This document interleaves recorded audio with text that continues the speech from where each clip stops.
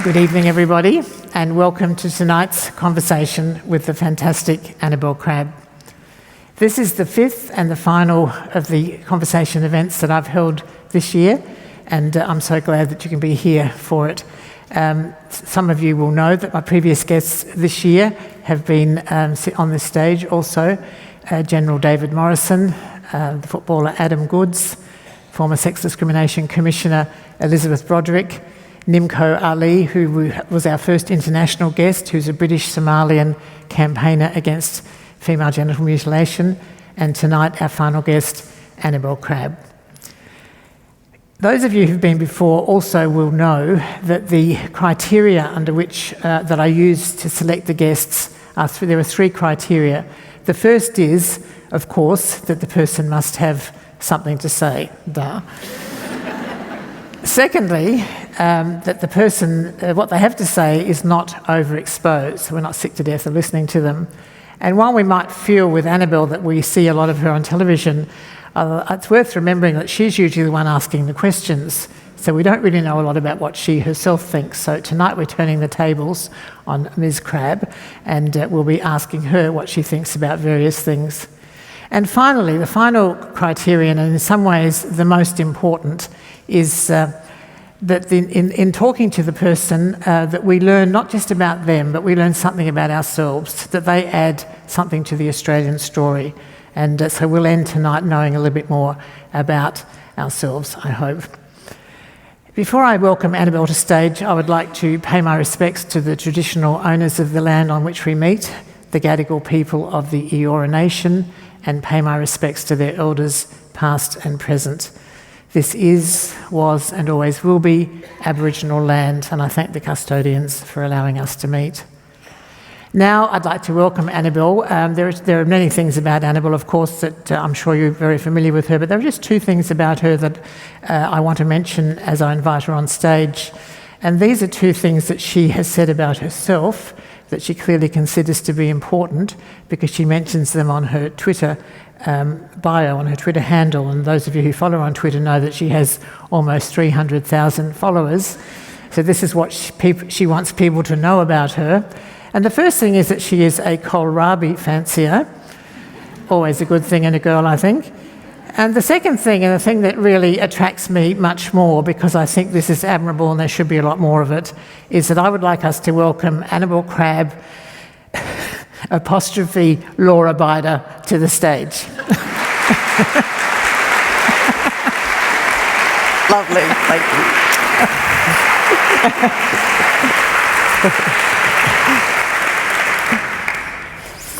I do like a bit of a law-abiding when it comes to apostrophes. There should be capital punishment involved.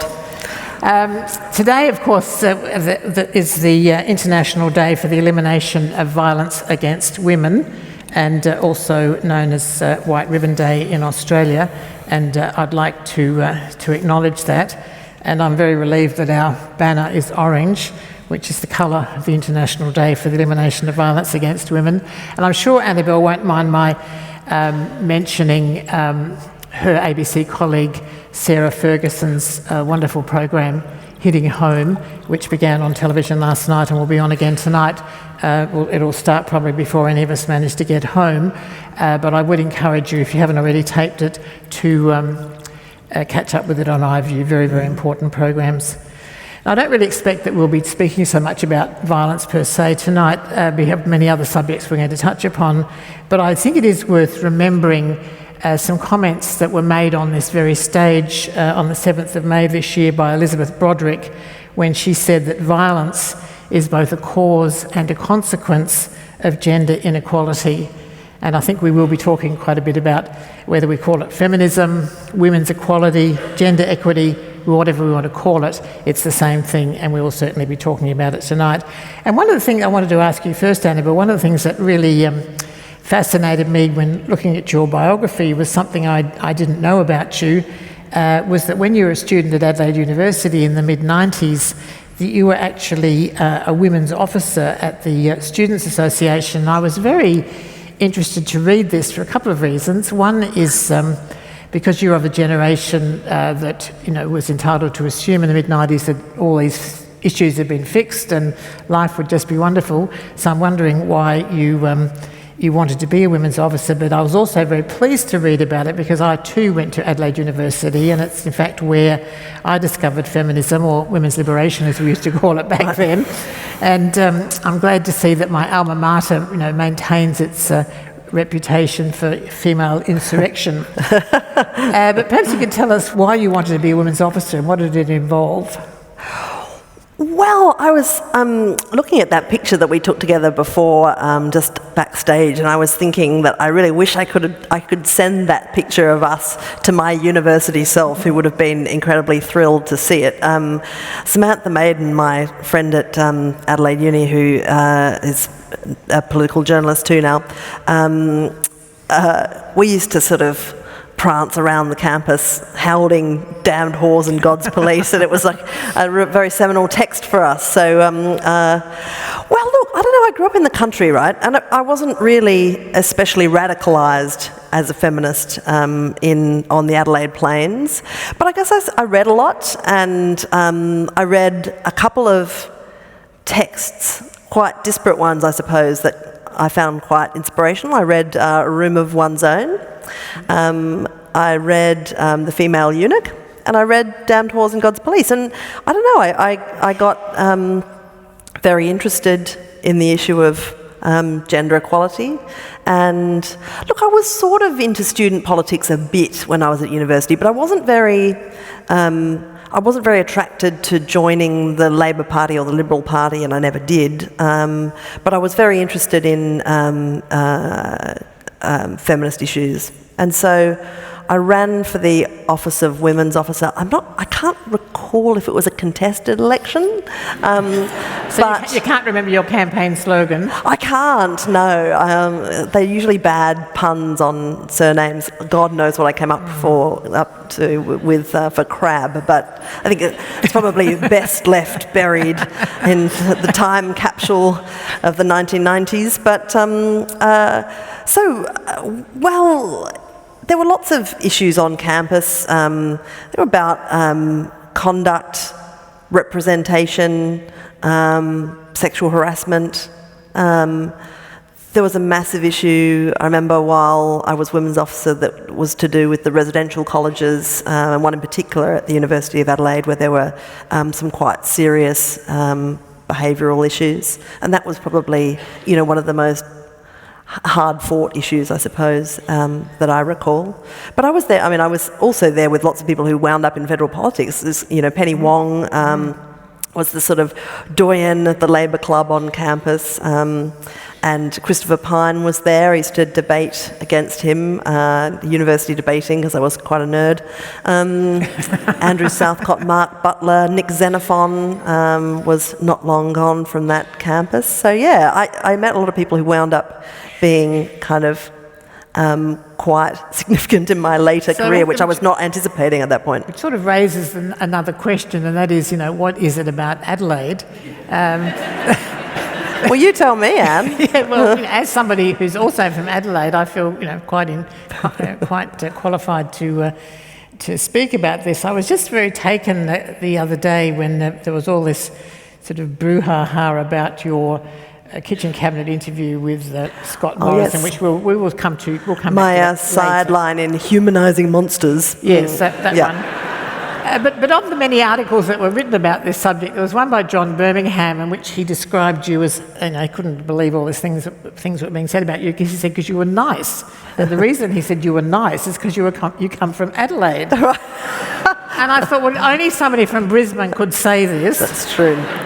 Adelaide is, as I'm sure Annabel, she might not remember because this was said in 1984, but when Salman Rushdie attended the very first Adelaide Writers' Week, he made the comment that Adelaide is like Amityville or Salem, and things here go bump in the night. He said it would be a great place to set a Stephen King novel. They're so kind, these visiting writers. It reminds me of that great thing that I think it was Clement Freud once said about New Zealand, where he said, I think it was Clement Freud, he said, I went to New Zealand, but it appeared to be shut. Whereas in Adelaide, and you told me backstage that your parents, who have a farm, is it still at Two Wells? Yes, currently ablaze, of course. Two Wells. No, my parents' farm is not ablaze. I've checked. Under siege by bushfires as we speak. But you mentioned to me that your parents' farm is very close to where serial killers like to dump their bodies. Well, we did have a few when I was growing up. Look, it's really just because is this I think Snowtown or another one? No, although there was a Snowtown-related person who was very sadly discovered. Yep. And I think it's really just because, I mean, I'm not one of the group of people who thinks that this is the most interesting thing about Adelaide, so I'm answering this because you asked me, but because where I grew up is on the Adelaide Plains, and it's, you drive north from Adelaide and you go through the kind of industrial suburbs and then the sort of tractor sales areas where there's 20 tractors in a car park, and you can go and buy one there if that's what takes your fancy. And then there's a bit of there's a dragway, and then there's some semi-rural kind of bits, and then there's lots of market gardens, and then there's Two Wells, the town where I went to school, and then after that it gets very flat and featureless and it looks very isolated. So how can I say this? If you are a person with a rapidly cooling body in the back seat and you're driving and thinking you're not experienced in this area, when you get to the bit where it all looks really, really isolated and it looks like nobody lives there, that is where you make your little... That's all I'm saying. And this is the thing about Adelaide. It happens there a lot. Right. A lot. In Adelaide? In Adelaide. Oh, yes, no, that's over-reported. We just have interesting murders, that's all. I mean, they're not more of them. They're just more imaginative. What other city, when I was a kid growing up there, the Beaumont children went missing. I mean, what other city with 3 children just disappeared? Got to bring them up again, Anne. I just think, yes. Well, that's the thing, and you remember them because they're just, that's an awful story, and I think you would struggle to find a child who grew up in South Australia who wasn't haunted to some extent by that story. I mean, it's all part of what makes up... Or at times jealous. What? Those kids got to get away.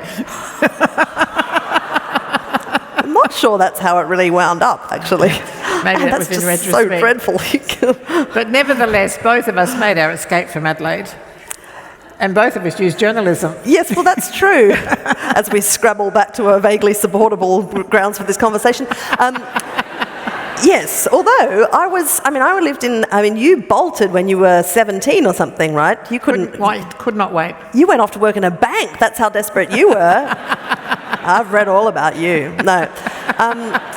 Well, I stayed and I went to university in Adelaide, and that was excellent. I loved university. I studied law, and I, towards the end of my law degree, just applied all my efforts to thinking of a way to not be a lawyer. And in the end, that turned out... We're very grateful. We're very glad. My joke about my law degree is it's like a car with one lady driver that's never left the garage. I mean, one day it might be useful. But I applied for a cadetship at the Advertiser and then started working there as a journo, and really just loved it, from day one. And so I think I was in Adelaide until I was about 26. I'd worked at the Tiser, maybe 27. I worked at the Tiser for a couple of years, and they transferred me to Canberra. Which is where, I guess, is it fair to say that your ongoing love affair with politics really not so much began, but crystallised and became... Yeah, definitely crystallised. Became the thing that you most enjoyed. Yeah, I mean, I was already there. I wasn't sort of obsessed with politics before I became a journalist. I was interested, certainly. But once I started working as a journalist, I begged to be put on the state rounds. And so we had the State Parliament House in South Australia is right on North Terrace there, and it's a small Parliament House. Everybody. It's a fabulous old building with nooks and crannies, and I was assigned to cover the upper house, which is where you go if you're mad, drunk or actually dead. It's quite the thing. The South Australian upper house, and so I'd sit there, and they'd sit until 2 o'clock in the morning sometimes, because they had lots of Democrats who were kind of very keen to fine-tune things. And then after a while they had Nick Xenophon too, and he was the guy who stymied at one point, the state's privatisation of the power assets. I mean, that's where he really got good at balance of power management. But, arriving in Parliament House in Canberra is just something I will never forget, just arriving there to work, because it's an unusual place, internationally as well. I mean, comparable democracies do not tend to have buildings that are purpose-built to accommodate politicians and journalists all at the same time. I mean, to have a press gallery that's actually in the legislative building is very rare, and it makes for a very kind of hothouse sort of an atmosphere. There's 4,000 odd people who work in Parliament House, and if you're a journalist, you're not only cheek by jowl with a lot of people that you admire, political journalists, you're also cheek by jowl with your direct competitors and with the people that you're writing about. So, whoever you're writing about or whomever you've beaten on a story or been beaten by, you will run into them in the lift, and that kind of adds a little frisson to the whole enterprise, I find. Well, can I tell you a funny story about Bronwyn Bishop? No. Let's put it to the crowd. Yeah. No. There was this one, the most egregious instance of running into someone you've just written something dreadful about, apart from the day that I called Tony Abbott a suicide bomber a political suicide bomber. This is during the 2007 campaign. And I sort of was a bit, should I do that? Yeah. And the next morning at about 7 a.m, my daughter, who was about 1.5 at the time, got hold of my phone, and I was, making her breakfast or whatever, and I could hear this sort of disembodied voice coming from the phone saying, hello, and I looked at it, she'd called Tony Abbott on my phone, and it was just the worst possible day for that to happen. And the one with Bronwyn was when, I'm not running down the clock here, I promise. And what did he say? He was incredibly gracious about the whole thing, like they often are. With Bronwyn Bishop, it was the first question time after Malcolm Turnbull had gently relieved Brendan Nelson of the Liberal leadership and promptly relieved Bronwyn of her front bench duties. And she looked so cross. She was in question time, sitting right up the back with this sort of glowering expression, and she was wearing quite a loud jacket. It was kind of like a brocadey affair. And no, this is relevant. And she, I described her in the paper as resembling a small, malevolent, occasional chair, which I thought was very funny, right to the point that I ran into her the next morning, and she was also very charming. So everybody's got to get along. They do. Well, and we have to move along. I know. Sorry. But we're not going to spend the whole night analysing your career, but I just wanted to sort of set up a few markers because it makes sense of what the things you've done. When are we going to talk about cooking? We're going to talk about cooking, don't worry. And there will be treats, don't worry. Having been bullied into them on Twitter by a certain person. That's so good. But I'm interested in the career that you have created for yourself. I mean, you started off not being a lawyer. You studied law, but you decided not to be a lawyer. Then you became a journalist, print journalist. You worked in Canberra, in Adelaide, in London, back to Sydney, back to Canberra, I think. You made an incredible reputation as a political sketch writer, in writing, calling people things like chairs and suicide bombers, and you do have a turn of phrase. But then, to everybody's astonishment, well, not yours obviously, but to the astonishment of many of us, in 2009, after 12 years working in print, you made this huge leap. Some would call it a courageous, in the Sir Humphrey sense, leap from print to digital. And I remember around my kitchen table thinking, what the hell's Annabel done now? Why is she doing that? To go from the prestige and in those days, apparent security of print to this great unknown digital world. In doing so, you have not only invented a new career for yourself, which we're going to talk about, but you've also become an incredible role model to a lot of other young journalists, because we know that they're trying to follow you in having this sort of multi-platform approach to journalism, which is a really interesting thing, I think. But why did you make that move? What were you thinking of when you did it? Well, it wasn't an especially easy decision at the time, but, I was enthusiastic about digital, about digital platforms, I suppose. It seemed like a point of possibility and opportunity in a media landscape in which, in the more old school regions of which there seemed to be some fairly serious thunderclouds kind of gathering. And I had been really enjoying learning about how to interact with people online and use these new social media platforms to do different things, certainly around politics. Something really important happened towards the end of the time that I was in the gallery, which is that the bods who control the chamber allowed us for the first time to take devices into question time. Now this is quite extraordinary, and there's quite a conservative policing, I guess, of what you can do in the press gallery in Parliament House. You can't just walk in there without a proper pass. You're supposed to wear a tie, and for a long time you had to leave everything except your notebook behind.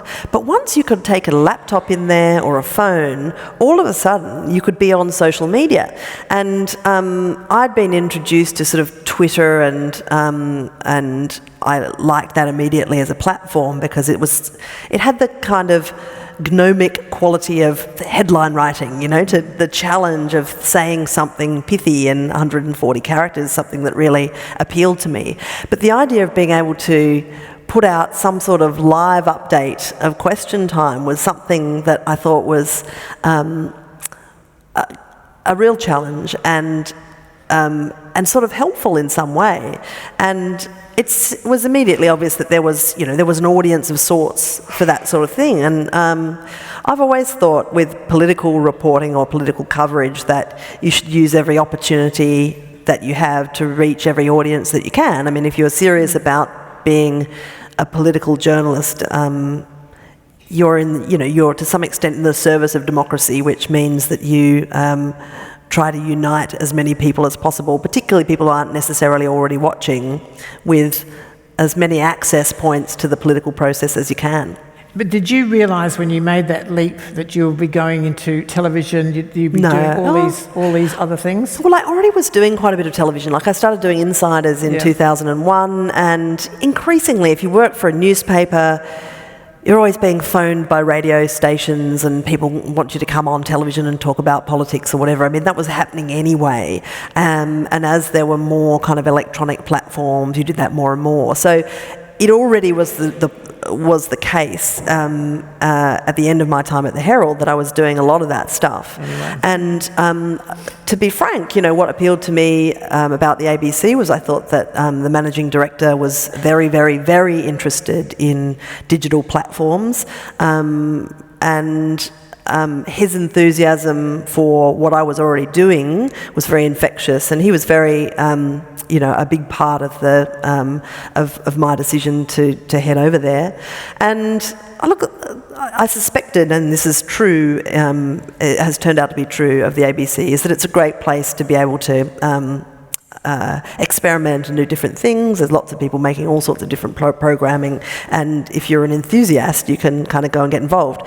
One thing I will mention, though, which was actually highly, highly significant in my decision, was that I had 2 children, and newspaper deadlines and small children are just really, really hard to juggle with each other. And, they go to bed at the same time, newspapers and children, and they have the same tendency to get a bit scratchy and emotionally needy at the end of the day. So I found that I thought the idea of working online and not being commanded by that hard deadline at the end of the day was a very appealing element in my need to start rearranging my work patterns to suit my other responsibilities. And that's just been an incredibly great part of my career for the last 10 years. And I thank my lucky stars that I am working in this day and age, because I think even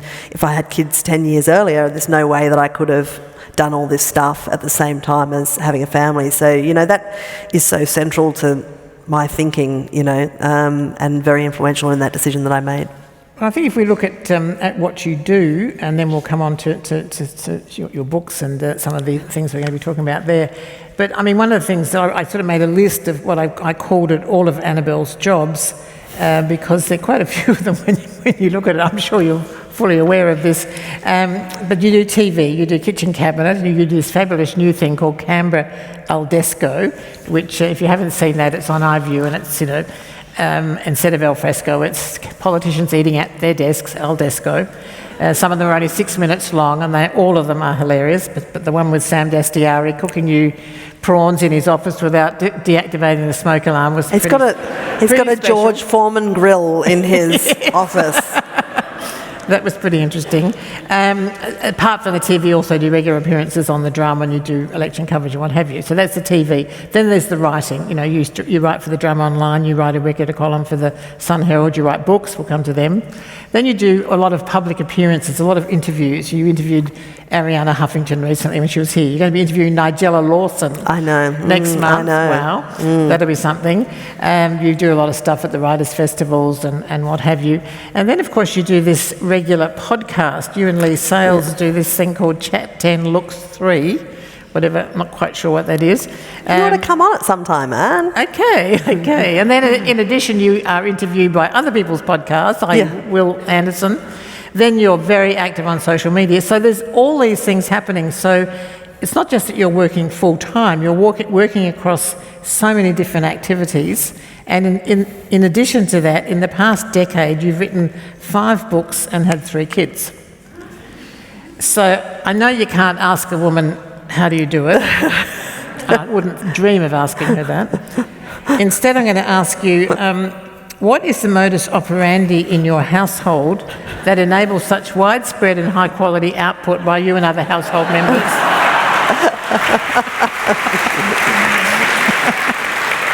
Well, do you know what the trick is of doing a bunch of different jobs, and particularly working in multi-platforms? There is I hate to kind of blow the secret, but if you do TV some of the time, and you do writing some of the time, and you do radio some of the time, then people see you on one of those things and they assume you do that thing all of the time. There's a kind of an effect where you look busier than you necessarily are, and I harness that. It's good.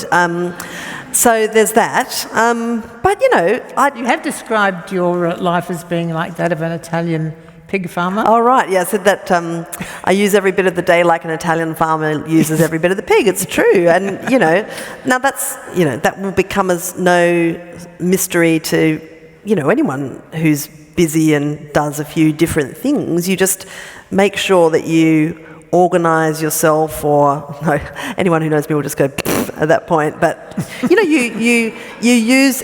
you size up and triage every bit of time, and you think, what's this time going to be useful for? You don't waste time, and if I can be with my children, I'll be with my children. If I can, and I'll fit my work around where, everywhere I can, basically. And if you can work flexibly, which is one of, at the same time, life's most sort of crazy-making activities, and also most rewarding, then you can do things like I do, like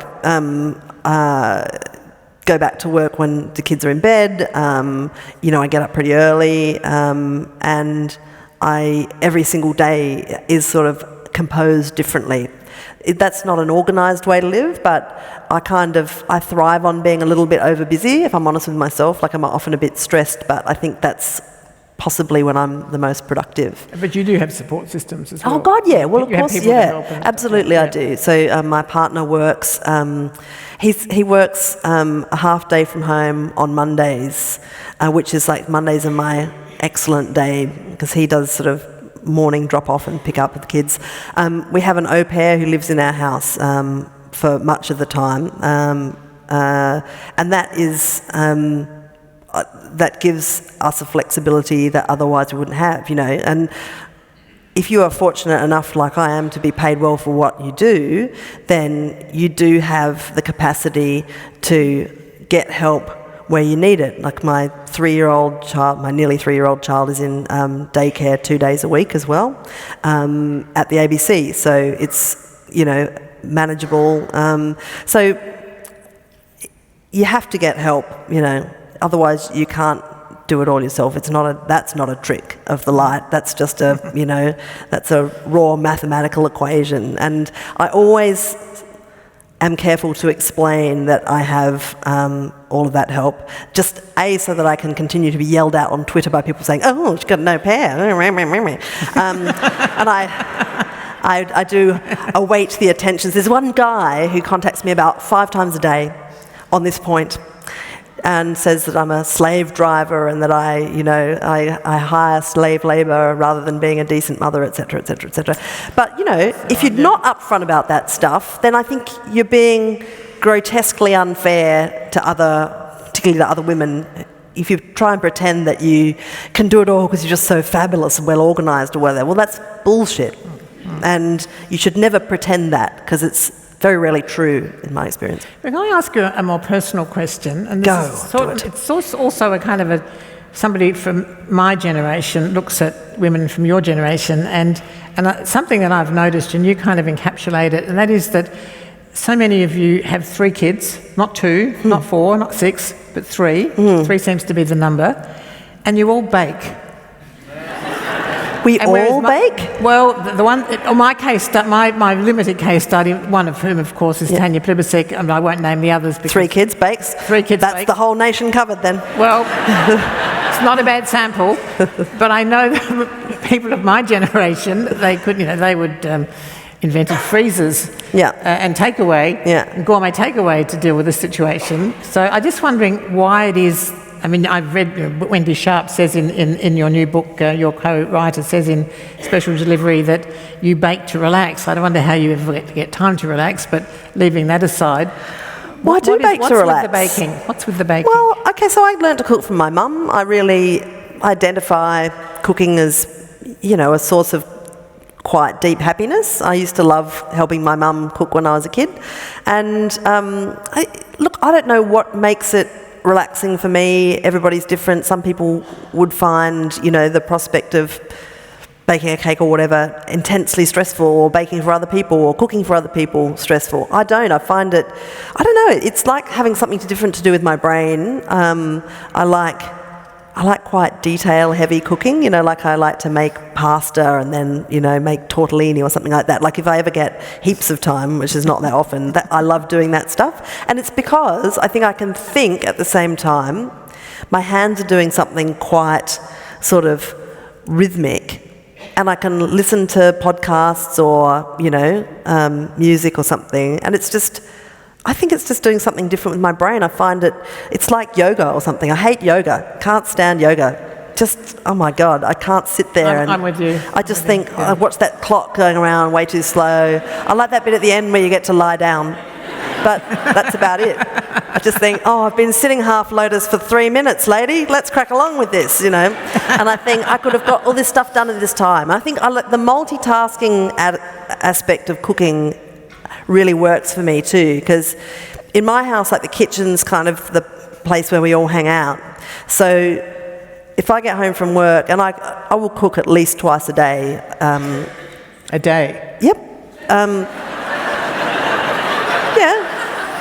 Well, because it's something I can do with my children, they like helping, and we're all in the one place, and then at the end of it there's dinner, or there's a byproduct to this leisure activity which you don't get so much with yoga, right? So it's a win-win. True.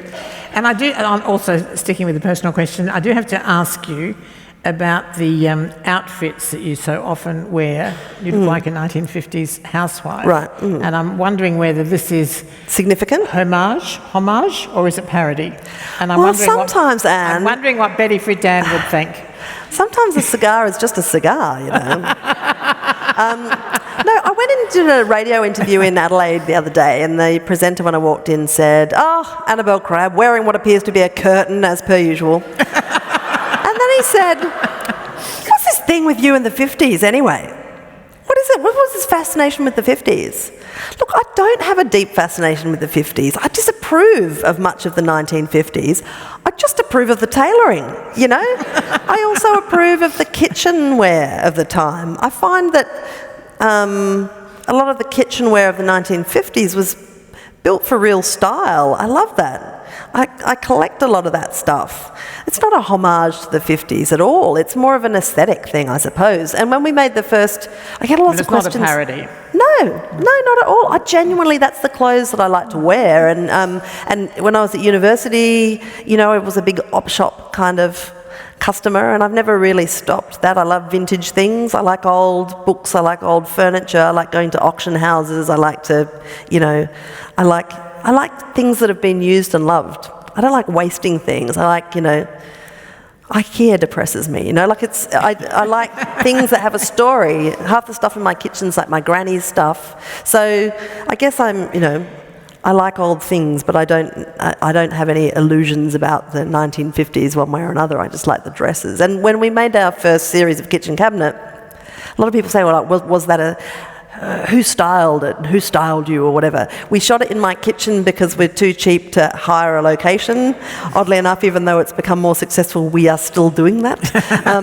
And they were my clothes, largely. So that's the inside skinny. Well, moving on to Do you disapprove, Anne? Like as a, you know, no, I don't. Well, feminist who frightens me, do you do you disapprove? Do you think, I mean, you said you didn't think Betty Friedan would like it. I just wonder how you would feel if your daughter starts wearing clothes from the 1990s. That's actually a really horrifying prospect, and thank you for chilling me even 50s, more. That's why. Yeah, right. Well, you know, I mean, I think that generations have got to let go of each other, I suppose, don't we? Probably, yes. Moving on to The Wife Drought, which was the excellent book you published last year, which I'm sure everybody's familiar with. And the basic proposition of that is that the Australian workplace is built around the assumption that every worker has a human and usually female support system at home. And one of the great quotes from your book is that 60% of families with kids under 15 have a dad who works full-time and a mum who either works part-time or not at all, 60%. So who gets wives? Dads do. So this is the basic inequality in most Australian households where there are kids. So I'm wondering how optimistic you are that this is going to change. Well, I am an optimist by nature, so that's my kind of slant. I think that for one reason or another, and this is in the main very valid reasons, this transformative force of feminism that has changed the way Australian women inhabit the earth, you know, has been an extraordinary journey. Women now work and function in very different ways from the way they did 50 years ago. I mean, like, it's only 50 years since you had to quit the Commonwealth Public Service when you got married, right, as a woman. I mean, it just sounds so ancient, but that wasn't very long ago. And during that time, there has been, thank God, an enormous amount of focus on women's experience in the workplace and how to dismantle the serious barriers that were there and to some extent still exist, blocking or frustrating women's access to the workplace. And we've had ourselves, we've had lobby groups, we've had, you know, increasing awareness and great campaigners such as yourself talking about that and telling the stories and explaining the realities of trying to break into that system, right?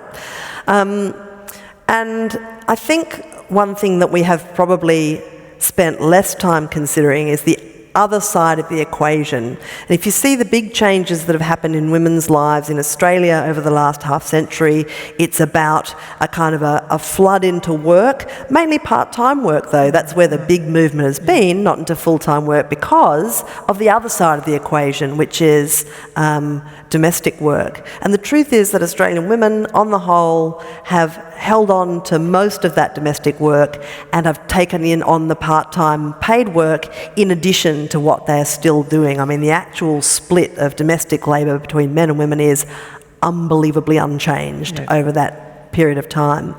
Now, that to me suggests that one thing that it might be fruitful to look at is the reasons why men don't leave the workplace. I'm not saying, you know, that a certain proportion should just be shown the door, you know, compulsorily. But I think there are a whole heap of structural and also invisible, more cultural reasons why men still feel weird about asking for access to some of the features of the workplace that women want and assume that they will have access to. Access to part-time work, leave and so on. And I'm not suggesting that always works out fine for women. I don't think that's all sorted out either. But I think that there are barriers and cultural reasons why men don't take up those opportunities, even when they're available to them, that it's really worth looking into. Because if you are primarily responsible for, you know, running a home as well as working part-time or full-time, you will be more stressed than the person who you share a house with, whose job that isn't, you know. And the stat in The Wife Drought that really kind of... I went into writing that book because I knew in my heart that that was what was happening, just from, you know, just observing the bleeding obvious, I guess. But I went to look for... I became obsessed with this sort of who has a wife thing. I use the term wife kind of a bit ironically because it's an old-fashioned sort of a word. But when I looked at politicians and I looked at the differing experiences of men and women in politics, and I hear that conversation that we have shrilly every couple of years about, oh my God, why are there no more women in politics, in federal politics? Why aren't there more? And we go through the whole thing about, you know, well, you know, is it the pre-selection processes? Is it that question time is so shouty and, you know, blah, blah, blah. And I just think, well, mate, I reckon it's because men in politics are able to have families and prosper because they usually have these incredible spouses who are like the invisible suspension bridge under democracy, right? Backup system. Yeah. Whereas the women just historically don't get the same sorts of spouses. I mean, I think increasingly, like I can think of a couple examples now of women with babies in Parliament House who have their husbands who have taken time from, you know, leave from work to be the supporting primary carer, and that's great. But I think about Anna Burke, who in the year 2000 became only the second woman since Federation to give birth while serving as a member of the House of Representatives, 2000. And her husband was working for the ambulance service in Melbourne, and he said, look, I'm going to need to take some parental leave because someone's got to be there to hold the baby. And they said, well, that's only for women. And he said, what do you mean? It says parental leave. And they went, no. And he had to sort of have a bit of an argument. In the end, they gave way because just because no one had done it before didn't mean that it wasn't accessible to men. Anyway. And now we have a breastfeeding cabinet minister, which I think might be first. Right, yeah. Kelly well, Dwyer, yeah. You know, the first woman to serve in the cabinet whilst raising a preschool-aged child was Nicola Roxon in 2007. Yes. Whereas, you know, men have been breeding like marmots in the cabinet room for, you know, generations, and nobody ever cares. Exactly. I mean, seriously, like Christopher Pines had 4 kids during his time in politics. Joe Hockey, 3. No one ever asks them if they're okay. Exactly. Or how do they do it? Yeah. You've described Kitchen Cabinet, which began in 2012, as your accidental second career. Yet it seems to me that it's a perfect synergy between your various skills. It brings together the politics and the baking and the Thank you. niceness. Yes. The politics and the baking and the niceness. The niceness. You are excellent. And you've described in the introduction to Special Delivery, which is your new book, the reason you cook dessert for the politicians is because dessert translates to I come in peace. Mm-hmm. But I'm wondering if that's been the experience with everybody you've interviewed. I particularly remembering the election interviews sessions you did with Tony Abbott and Kevin Rudd. Remember them? Yes, fairly clearly. I don't know if you want to talk about this or not. Sure. I didn't run any of these past you in advance. But Nor should you. Far away. I do remember for that election special kitchen cabinets, you made 2 desserts, one of which required egg yolks for, I think, Kevin, and egg whites for Tony, or have I got it the wrong way around? Other way around. I thought it was genius, egg-based diplomacy. I thought so too. Kevin didn't see it that way. He didn't see it that way, no. So we'd sort of casually, offhand, where I just sort of asked, don't suppose you people would like to do a kitchen cabinet during the election campaign? And they both said yes. But then there was a series of complications. One of them being that rather than going and hanging out at this person's house for 6 hours, minimum, which is what we normally do, they really only each had a couple of hours to give. So we did a lot of sort of Camp David-style negotiations of like, what's he cooking? Well, what's he cooking? Is he cooking something harder than me? I don't want to cook anything harder than him, And then we had to deal with the rather awkward issue that neither of them could cook at all, which was also a real, a bit awkward. Speaking of wives. Right, yeah. So we eventually decided that they could each have a daughter or daughters that would get us through the cooking bit so that we could kind of not be so... because I didn't want to watch either of them, boil an egg for 3 hours or something. I wanted to just get through it. So that was fine, and that was all equal treatment, so everyone was happy with that. But after these sort of negotiations back and forth, I thought, I'll bring them together with eggs. So I took 4 eggs and I separated them, and then out of the yolks, I made custard for Tony Abbott's nutty quince crumble. We made him a kind of British nursery food type of thing because he's a real Anglophile and, just sort of, I don't care what it is as long as I can ride a bike for 80 k's on it. And then for Kevin, I used the whites to make little pavlovas with sort of passion fruit curd and stuff. Anyway, we filmed the Tony Abbott one first, and I put down the dessert and explained what it was. And it was so funny because I was saying, so anyway, I made the custard, and the egg yolks for the custard I used from these 4 eggs that I separated, and on the other half I'm going to make this thing for, and I just lost him at about word 4 of that narrative. It reminded me of that cartoon about what dog's here, and you kind of now Rover, you bad dog, don't get on that, and all the Rover can hear is blah blah blah, Rover blah blah blah.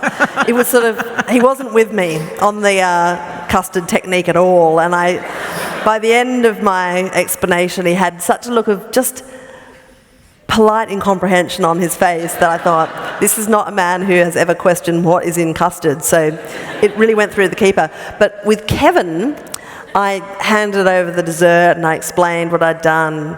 And he sort of fixed me with this steely gaze and said... We were all watching, we saw it. Oh, so you see it, fair enough, yes.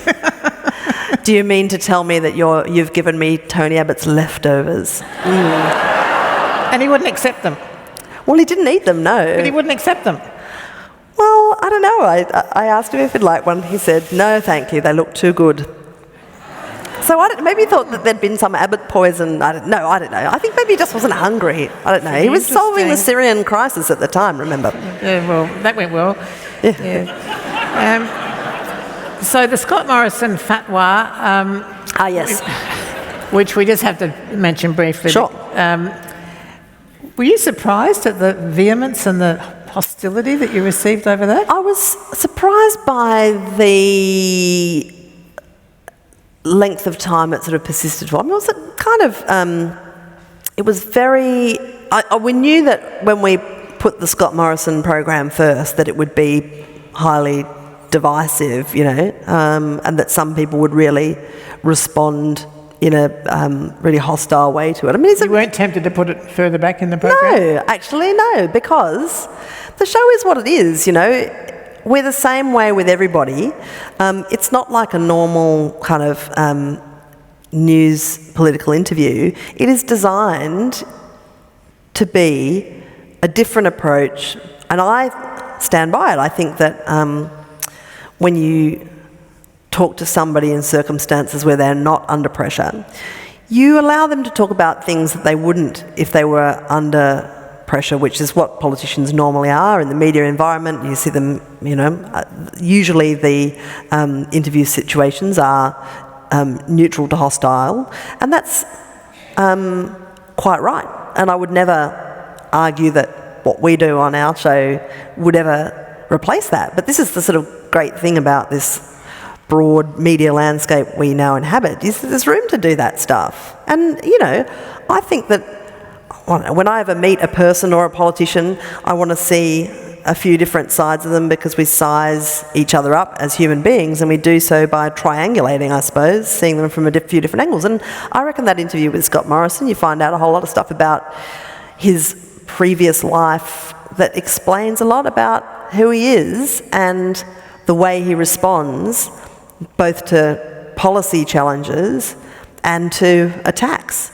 Of all the politicians I've ever interviewed, I reckon he's the one who cares least what people think of him. It's really, I find that fascinating, because, you see, I don't think I could be like that if I was in politics. I'm fascinated by people who are like that, but that guy's sleeping like a baby at night, as far as I can tell. And it interested me. I guess that's what upset people. Fine, sure, but isn't it better to know that stuff? I don't know. Like, these people are like, oh, switching off, I can't watch.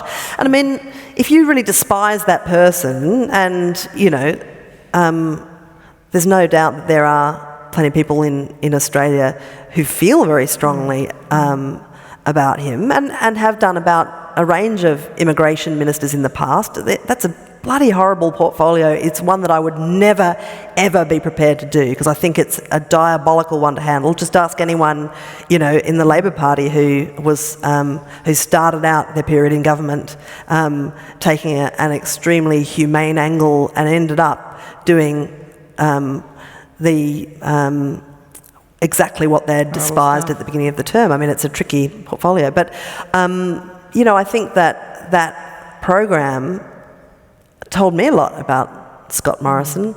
And if you can't bear to watch someone you despise being treated civilly, then, I don't know, I think that's a bit of a problem. But I want to we're running out of time. I just want to finish up by asking you about another person who was a guest on Kitchen Cabinet, and he's now our Prime Minister.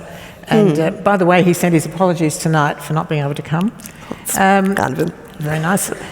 You were pretty tough on him in your quarterly essay back in Stop at Nothing, back in 2009. You actually won a Walkley Award for this. It's a terrific essay. I reread it this week. And you said a couple of things about him. For example, you said, you described his winning the seat of Wentworth as the hostile takeover of the seat of Wentworth. You described him as somebody who's not just prepared to play hardball, he prefers to play hardball. And you also reached the conclusion, drawing on a very famous quote from John Howard, that the times do not suit Malcolm Turnbull. And as it turned out, they didn't then. But I'm wondering what you think now. Do you think the times suit Malcolm Turnbull now? Without a doubt. I think they suit him much better now than they did then. I mean, political parties are like kind of cultures in a kind of agar jelly sense, I think, They are always, leaders are a product of and a reaction to their predecessors. And you see that all the time when, particularly when government changes hands. And there's that saying about Australian voters never electing opposition leaders, they sack governments. And, there is something to that. And there is something very organic about politics, I think. People respond to the circumstances in which they find themselves. And I do think there was a structural problem with the Liberal Party post-2007, and I talk about it in the essay. It's partly to do with the class of 1996 who were born in great numbers to power and into office with John Howard, who then assumed and accumulated further over the course of his time in government this reputation for political genius. Matt Price used to call him the evil genius, which I think he secretly always quite enjoyed. But they didn't know when to let him go either. And I don't think he knew when to let go either, and that was a really big problem for them. And then post-2007, you had this kind of party that had become suddenly spineless. It was a sort of invertebrate in some way because it had lost this defining person. And I think there was a suspicion of Malcolm Turnbull, and there is still, in some segments of the Liberal Party, that he was sort of not of the Liberal Party. It didn't help that he was constantly, talking about, he's a man who'd been friends with more Labor leaders than is probably strictly prudent for a Liberal person. Been in business with Neville Wran. He's sort of great mates with Bob Carr, and periodically in touch with Paul Keating. I mean, this is the stuff that makes the... Sat at the feet of Jack Lang. Yes, absolutely. Sat at the feet of Jack Lang. They found him unnerving in that way. And also don't forget that when Malcolm Turnbull came into federal politics, he had this sort of incredible aura of menace about him, partly because of the way he took the seat of Wentworth, which was like a hostile takeover. It was circumstances of absolutely sickening political violence. And, when somebody like that, turns up in Canberra wearing the freshly flayed skin of the predecessor, people just get a bit freaked out by that.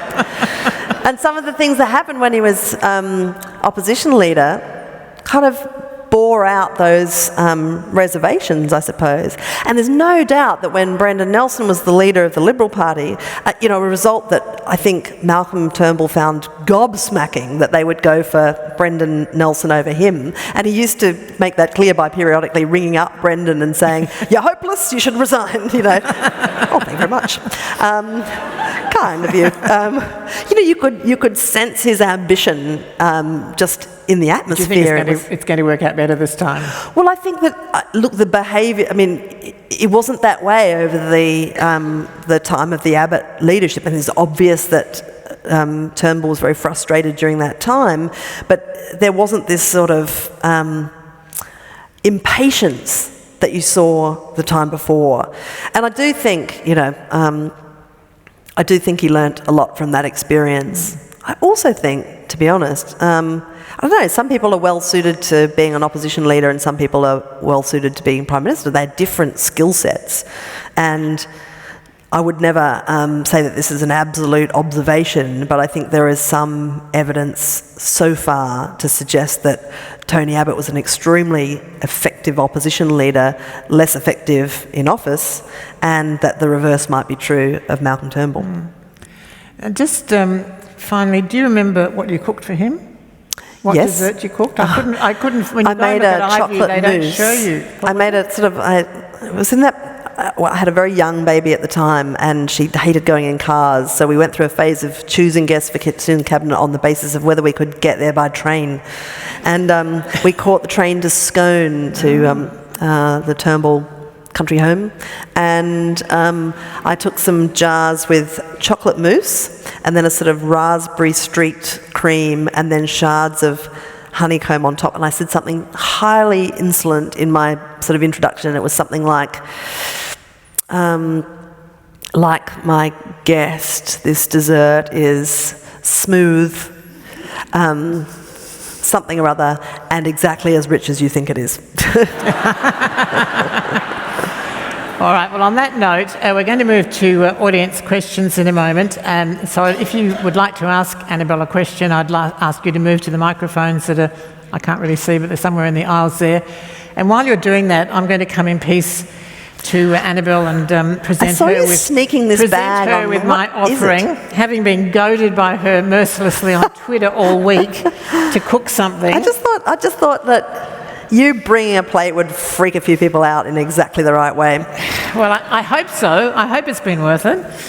I'm the sort of person who's quite happy to, walk onto the stage of the Opera House and interview Julia Gillard without, getting too nervous. But the thought of having to whip cream into soft peaks brings. This is so good. But so what I've done, God knows if it's going to work or not. This is the German summer pudding from Annabel's new book, Special Delivery, big promo. Available in the foyer afterwards. I cannot believe you've done. I teased Anne during the week. I said, "Come on, make me an Anne Summers pudding. Go on." So here we are, and here it is. Now the big thing is, are we going to be able to get it out? Well, that's always the question with the summer pudding, well, I'm Anne. expecting you to help me. I'll be pleased to see how you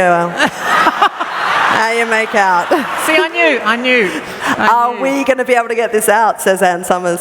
So I bought tea towels and napkins because I knew it would be messy. I knew it would be messy. The transformative power of food. Yeah, and here's the vanilla sauce. God, you really have nailed it. Look at you. With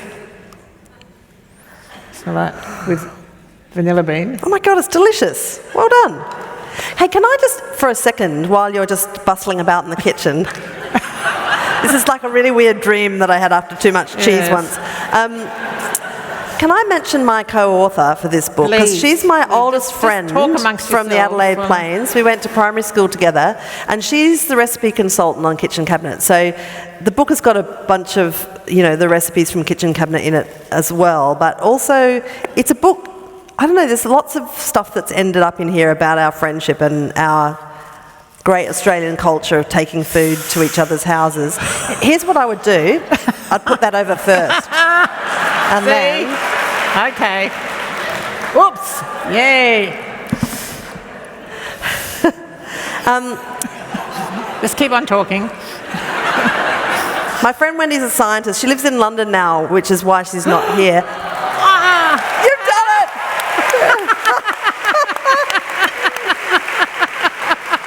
Sorry, slightly sticky fingers. Okay. That is brilliant. Okay. Here we are. Do you want more tea towel? No. Look at that. I'm sorry there's no little flowers to sprinkle over. Don't apologise for one thing. That is superb. So this is our summer pudding. We're going to have a little piece of this while you answer questions. I just want to have this moment mounted and stuffed and put on my mantelpiece. I feel like I have lived a happy life now. But also, this is the summer's part of it. Yes. It was impractical to bring the crab part of it, was a bit too challenging. So what I've done is You've got a crab in there? Crab dip. Oh! This is chili crab dip. You can take that home with you. You have covered every base. Okay, and I've got to find my... Yes. I once had one of those removed from me at Perth Airport because it was suggested that it was a weapon.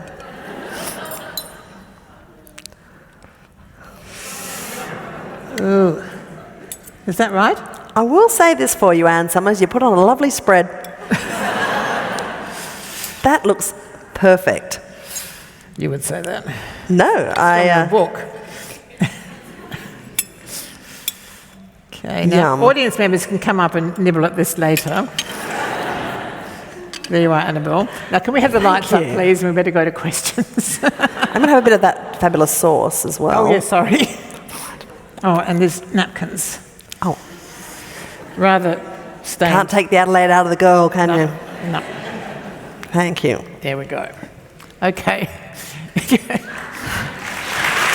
Brilliant.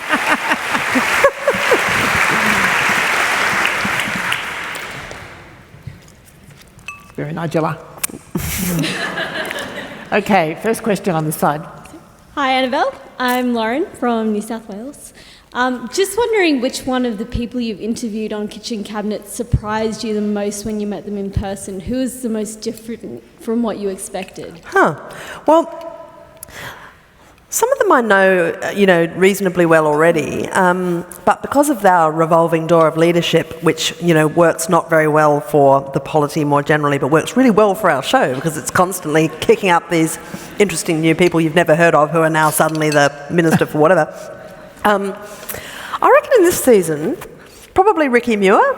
We put that to air a couple of weeks ago, and, like everybody else, I suppose, when he was all of a sudden a senator having joined the motoring party 3 weeks earlier, and, there wasn't even a picture of him to be seen apart from this sort of rather unfortunate YouTube video of him throwing kangaroo excrement around. I mean, just not confidence inspiring, I think it would be fair to say.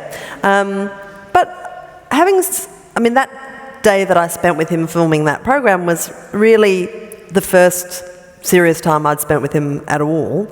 And I was really pleased with that interview. I thought it was I changed my mind about him quite a bit. I think that one of the things that actually he is really good at talking about is the process of changing your mind in politics, because it's a bit taboo, really, mind changing in politics, and yet he does it very happily. And I think responds like most normal people do, which is, I buggered that up slightly, I'll change my mind, you know.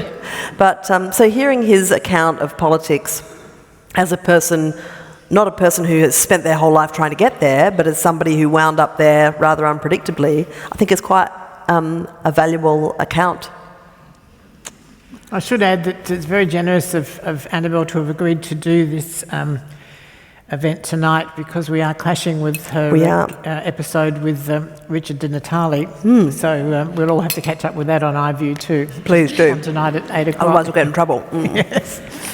Hello, my name's Belinda. I'm from the Central Coast, and my friend Heather and I are both very excited to be here tonight as big fans of your work and also avid listeners of the podcast. I was just wondering, I've read both your books, in The Wife Drought and similarly in The Misogyny Factor. You both discuss the issues of structural inequality that women face in the workforce. As a young woman, I'm currently halfway through my law degree, and I'll be beginning my professional life in a few years. I was just wondering what advice you'd give to young women who are beginning their time in the workforce, particularly with any experiences you've had with sexism or gender-based assumptions as women. Do you want to go first? Well, I guess my advice is sort of different for the professional and personal spheres. In the personal sphere, I always just think it's, you should never assume anything. And if you're, particularly if you're planning to at some point, combine work and family. I talk about this a lot because I've got 3 children. I know that lots of people don't have children. Forgive me, this is my kind of thing because I get up at 5:30 in the morning because there's a 2-year-old in my face. So I'm often thinking about work and family. But you've got to, I think, never assume that someone else is on the same page as you necessarily. I think that sometimes people have expectations of how, work is going to be divided equally and so on, and then when it starts happening, all of a sudden a lot of very deeply established assumptions and traditions sort of kick in. So I always remember when I was a baby journalist, Prue Goward used to run around the press gallery and she'd come and bellow at us sort of 20-something journos and say, "Your eggs are going funny, girls, get organised." And she'd say, "Make sure you choose the right fellow, don't mess up." And I thought, oh my God, it's crazy at the time, but quite right, I think, in the end. That's not bad advice. And at work, just keep your eyes open at all times, not just for yourself, but for other people as well, because I think often people are living in their own little experiences at work and some things are happening that maybe other people don't know about. Keep your eyes open and always support other women in your workplace is the most sort of basic thing I think that I've been just a huge beneficiary of in my career. People talk about journalism being or media being a male-dominated realm. I've always been very fortunate to have extraordinary female colleagues and with whom I've had really deep friendships and very productive professional relationships. It's one of the greatest joys of my working life. And good luck. Good luck. Hi, I'm Heather, also from the Central Coast. I was just wondering, since you graduated university, the media landscape has changed so much. What advice or tips would you give to young students that hope to have such an interesting and diverse career as yourself? Well, it's kind of more exciting and also more terrifying, I think, the media landscape now. I mean, I started by getting a cadetship at a newspaper. There's a structure to that. I don't think that my career has been massively structured, but the beginning part was, I learned shorthand, I had a cadetship. There's a kind of an organisation that will pay you for working for them, That's much more rarely the case now. So that's the scary part. But the exciting part is that you don't have to wait for permission from an established structure to start producing material either. And I think that the greatest piece of advice that I would give if you're wanting to be a journalist is find out what you want to write about first, you know, because you can be the funniest, you know, most talented writer, but if you don't have something that you're passionate about or that you know slightly more about than the average person, or are in a position to find out more about and then use that, then you don't have the kind of the guts of the content that you're going to need. So the best thing, I think, is to either look around and see if there is something that's not being covered well by other outlets, or a gap, you know, or something that you are personally intensely passionate about, then those are the kind of things that will help you in this sort of environment, and it will help you write or produce material that people will want to read. And that audience thing is such a crucial part of surviving in this media landscape. Yes. Hi, Anne and Annabel. My name's Erin, and my question, Annabel, is what intimidates you with regards to your professional life, and what things are there that scare you, and how do you look for those opportunities, and how do you deal with them? Every single time I write something, it's kind of, you know, a blank page is what intimidates me. And I don't know, when you write something, like particularly if you're writing opinion and commentary and stuff like that, or you're trying to write something that galvanises in some way, I don't know, sometimes you can get so deeply into it that you don't know if it's any good, you know, and I think constant self-doubt it's actually quite a productive thing, I think, you know, because it keeps you critical of your own work. And in an environment where there's just such a demand for content, sometimes, you know that if you write something, you could probably get it published somewhere or whatever. You know, you've got to be your own kind of editor in a sense, although I've benefited from great editors and still do over my career. But, yeah, it's that fear of messing it up, I think, is the most intimidating thing that I encounter, and I encounter it every day. Were you ever nervous or intimidated or apprehensive about any of the politicians that you've interviewed on Kitchen Cabinet? Yeah, heaps of them. I mean, sometimes when you're kind of discussing stuff that's quite intimate and a bit dicey, like, I mean, because, again, it's not a very conventional interview, sometimes I will, if I'm approaching something really difficult, I'll usually talk to them about it beforehand, because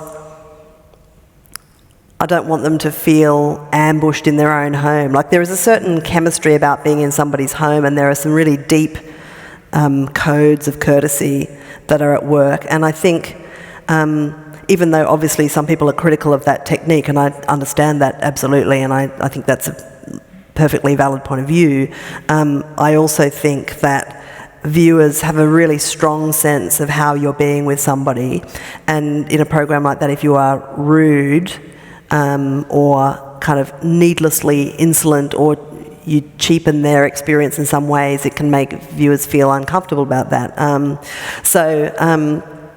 I guess some of my anxiety before we make the show is about managing that properly, and also about asking the right questions and not blathering on. My great weakness as an interviewer is I know I've got hours and hours, so I just go on, and sometimes I watch myself in the long edit and I just think, I am the greatest idiot in the world. Like, I just can't even get a straight question out. You know, I look at Lee Sales and she's just, what? And I kind of, you know, I'm like, well, I take a giant run up. I'm like a fast bowler going slowly. And there's nothing more agonising than watching yourself do that, you know, and not being able to go back and change it. Because that's the thing about television. If you don't say it on camera when you're there, you can't backfill. That's the beauty of print. You can go back and just like, I meant to say that. Especially digital. Yeah, digital, never wrong for long. But yeah, so... Yes. Hi, Annabel. Hello. I wondered what you would most like the public to know about politicians and what happens in Canberra. That's a really good question, and it's a really big part of why I wanted to make this show, you know, and had wanted to make it for years before we actually did. I suppose I want people to understand more about the human building blocks of what happens in Canberra. Because I think our tendency with politics is to, from the outside, it looks regimented, it looks ruled, it looks governed by rules.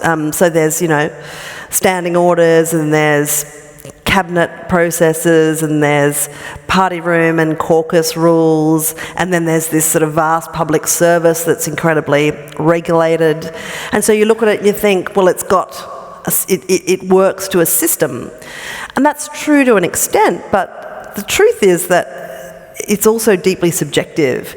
And every single day, any politician with any influence or minister or whatever will make 1,000 large and small decisions that are directed to some extent by their own subjective experience of life, right?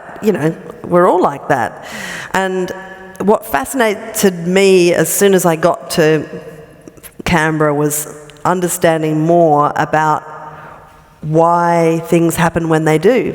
And sometimes it's about two people who work together well having an opportunity to work together. Sometimes whole things fall over because Minister A and Minister B can't stand each other for some totally unconnected reason. Like, that does happen. And I think the more you understand about a political decision maker and what they're doing there, what sort of thing fires their imagination, what sort of calls they'll take, from lobbyists or interest groups or, community groups or whatever. Like, why do we have a national disability insurance scheme after so many years of disabled people in Australia being politically irrelevant?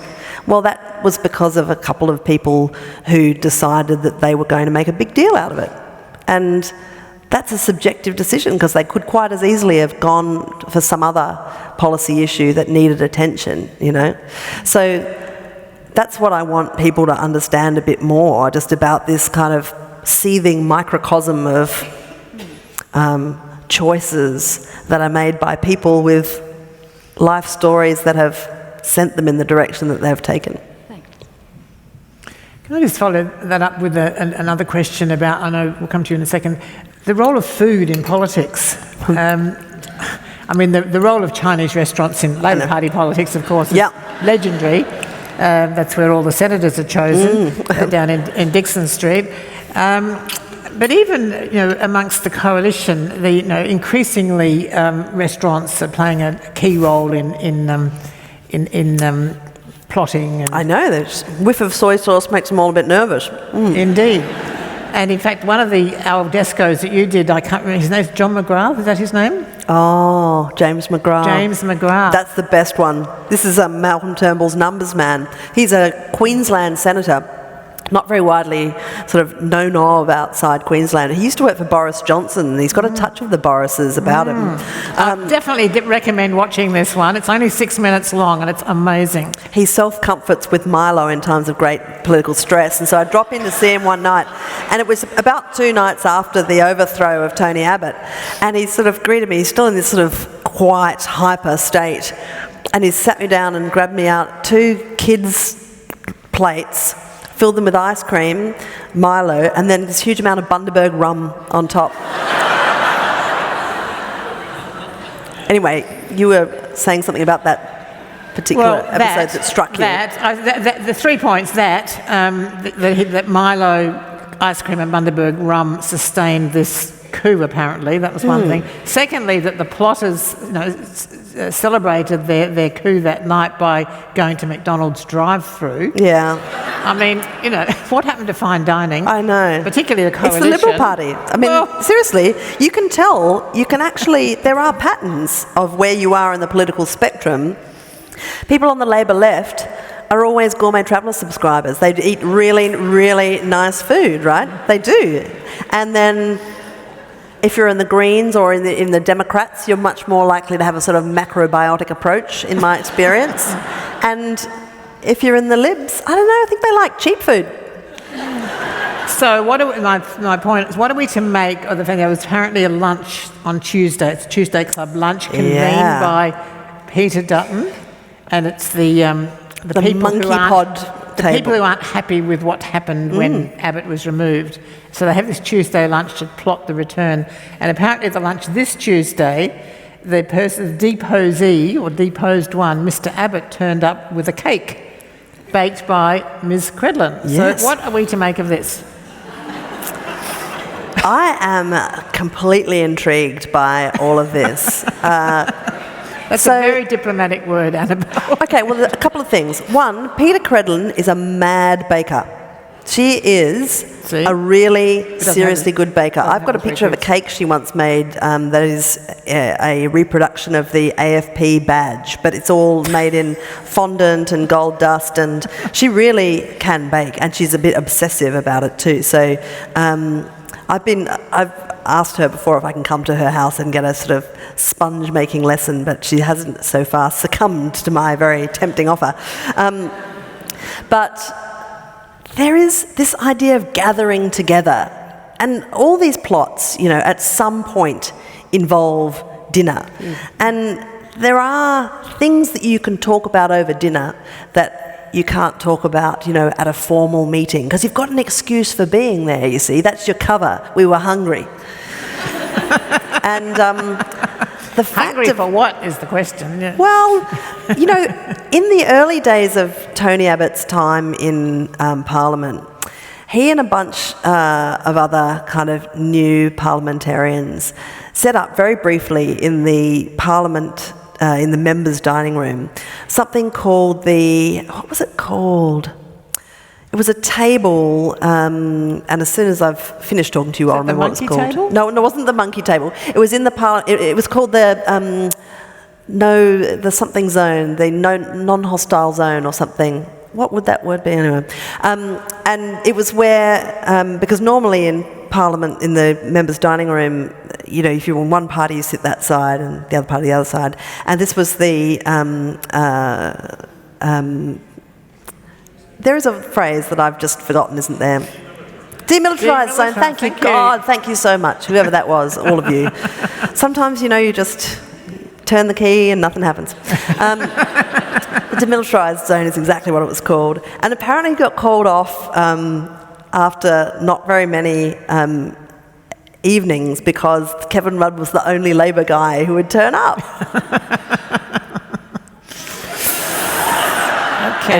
Okay, your question. Hi,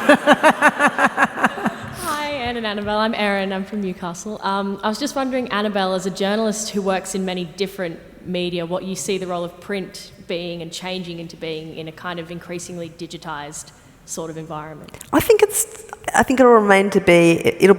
remain significant. I think. I don't think that print will ever return to the recourse of automatic choice for the majority of readers, but there is. I think it'll become a boutique and important part of the consumer experience. I mean, just look at books, right? They were going to be gone by now too because of e-readers and stuff, but there is a quantifiable quality of holding something in your hand and being able to flip directly to a page and scribble things on it and lend it, and be seen ostentatiously reading it on the train, which of course you can't do with your e-readers.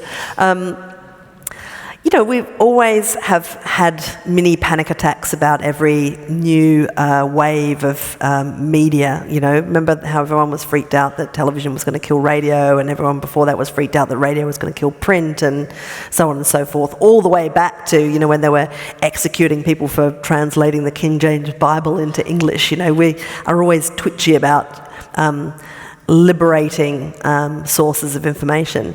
But I think that print is part of the equation. It's just that in this huge explosion of alternatives, it will never again be, the main thing. This pudding is delicious, by the way, Anne. Okay, look, I think we've come to the end of our event, our conversation. I think it's been fun. I hope you've all enjoyed it. It's been delicious. I'd like to thank our sponsors, EY. We're very grateful for their ongoing support, particularly from their partner, Lynn Krause. And lastly, to Annabel Crabb for her generosity in appearing here tonight at the end of her, apparently wasn't that exhausting, National Book Tour, but nevertheless, it could have been. And I would like to close this evening's events by thanking you all so much for your support during the year, and look forward to seeing you in 2016 with the next series of conversation events. Thank you very much. Thank you.